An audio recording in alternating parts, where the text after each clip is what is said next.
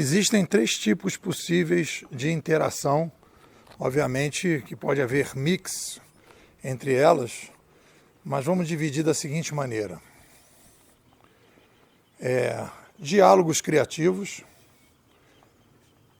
papos informais, leves e diálogos tóxicos. Como é que se divide isso, né? Diálogo criativo é aquele que as pessoas estão trabalhando conceitos. Diferente de um papo superficial, um papo agradável, que as pessoas vão falar de ocorridos, etc, etc, né? Mas que não estão ali, entrando ali em grandes questões de percepção. E os diálogos tóxicos é quando você tem a pretensão de discutir conceitos, mas fica impossível. Muita gente então fala assim, não, com fulano não discuto tal assunto, com Beltrano não discuto tal assunto. Porque quando você diz não quero discutir tais assuntos, porque vai se trabalhar com conceitos. E aí a pessoa prefere falar só dos de ocorridos, falar de coisas, viu um filme, viu uma coisa, etc. tal. Aconteceu isso, aconteceu aquilo, fulano está bem, fulano está mal. Fica aquele papo de acontecimentos. Não se reflete sobre a realidade.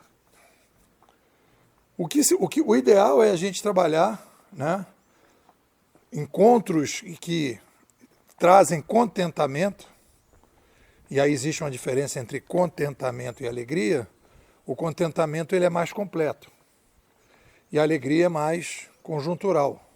Contentamento, você sai daquele encontro refletindo, pensando, aquilo ali agregou coisas para você e você incorporou novos conceitos, reviu alguns conceitos seus, melhorou. Então há um espaço para que você possa melhorar a sua performance, seu desempenho em relação à reflexão da vida e aí, obviamente, da própria vida. Então o ideal é procurar diálogos criativos. Mas o diálogo criativo ele tem que partir de um pressuposto que as duas pessoas estão com disponibilidade, com disposição para rever as suas bases argumentativas. Isso é uma coisa fundamental. Muitas vezes as pessoas têm opiniões, mas não construíram bases argumentativas. Olha que interessante. Então você chegou a determinadas conclusões, você às vezes é uma pessoa que é muito sozinha, reflete muito, lê muito, etc. tal, né? Mas você não tem o hábito de conversar com outras pessoas sobre aqueles conceitos. Então, você não tem espaço para trabalhar suas bases argumentativas. Pode abrir espaço para trabalhar as bases argumentativas? Pode, mas às vezes a pessoa começa a cair para uma coisa que a gente vai chamar de prepotência. Olha que nome interessante, pré-potência. A pessoa tem uma visão de potência, né, que não está baseada em fatos. Ela considera que ela consegue enxergar a realidade melhor que os outros, mas não a partir das suas bases argumentativas. A partir de alguma coisa subjetiva que a pessoa considera que ela é superior às outras. Então a pessoa acaba praticando a prepotência. Ela está prepotente ou as pessoas, depois de ter um tempo, ela acaba ficando prepotente. Então ela não abre, não coloca suas opiniões, né, para abrir as suas bases argumentativas. E aí então você, quando tem uma pessoa que tem opinião sobre um determinado tipo de aspecto da realidade, que você se dispõe a conversar com essa pessoa sobre aquele aspecto da realidade, e você começa a perceber que a pessoa não está apresentando bases argumentativas razoáveis, que não tem uma base argumentativa estruturada, aí simplesmente você entra num diálogo tóxico. Porque poderia ficar numa conversa aprazível se você falasse de Netflix, etc., mas não entrasse em conceito. Mas quando você entra em conceito, você diz, cara, temos a oportunidade aqui para fazer um diálogo criativo. E aí você vê que a pessoa tem um problema de de bases argumentativas. E aí quando você começa a questionar as bases argumentativas, aí existe uma série de vícios. Isso vem sendo estudado desde que surgiu a filosofia, são vícios argumentativos, né, que a pessoa não consegue trabalhar. Quais são os vícios, né? Um é você perceber que a pessoa não está considerando seus argumentos.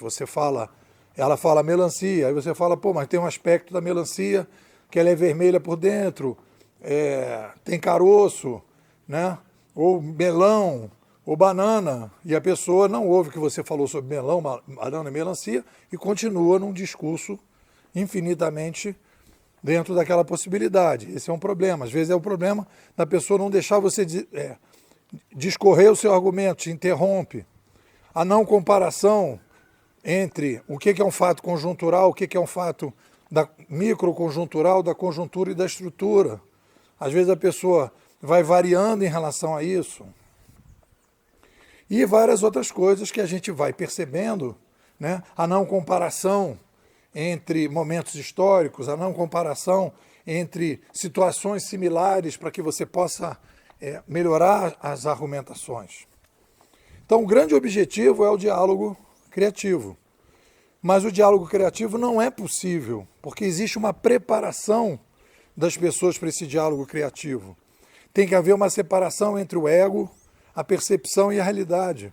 A pessoa não pode misturar o ego com a percepção e a realidade, porque ela começa a achar que quando você questiona aquilo que você está questionando ela enquanto pessoa, e não os argumentos que ela está colocando. Então é uma batalha grande. Então o que eu acho que às vezes acontece é quando você percebe que uma determinada pessoa não tem condição de estabelecer um diálogo criativo sobre aquele determinado tema, não significa que ela não possa argumentar, ter um diálogo criativo sobre outros temas. Mas sobre aquele a pessoa é muito dogmática. De maneira geral, quando a pessoa é dogmática sobre um determinado tema, ela desenvolve uma prática sobre determinado tema, ela acaba sendo dogmática sobre todos os outros temas.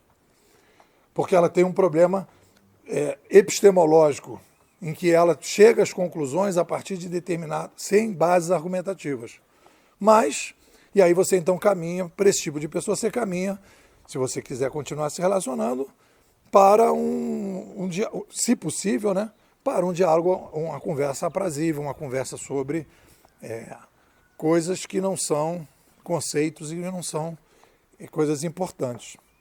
Eu chamo a atenção de vocês que eu não falei de tudo, mas no artigo eu listo ali 7 ou 8 vícios que as pessoas têm, né, em que elas rompem com um certo padrão, uma certa norma das bases argumentativas. E às vezes a pessoa, conforme você vai questionando um aspecto, a pessoa vai pulando para o outro e vai tentando fugir da conversa à base dos argumentos, e a pessoa vai cada vez mais defendendo a sua própria posição, reforçando que ela tem uma superioridade de alguma forma, por algum motivo, que ela enxerga aquilo e aquilo ali não tem como ser modificado a partir da conversa que você está tendo com ela. E aí você então entra num diálogo tóxico que é extremamente desgastante, que não leva a muita coisa, a não ser aprender o que é um diálogo tóxico e aprender como que as pessoas, quando se propõem a ter uma visão prepotente na sociedade, como é que ela se defende, como é que ela atua. Só aí você tira uma questão da forma, mas não do conteúdo. É um pouco por aí, o que vocês dizem?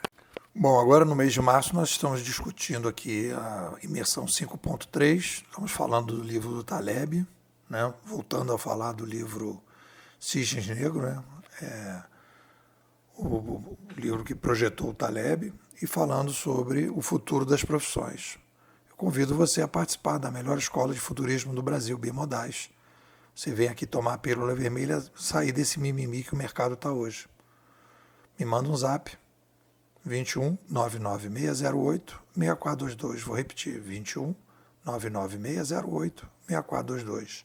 Nipô, quero ser bimodal.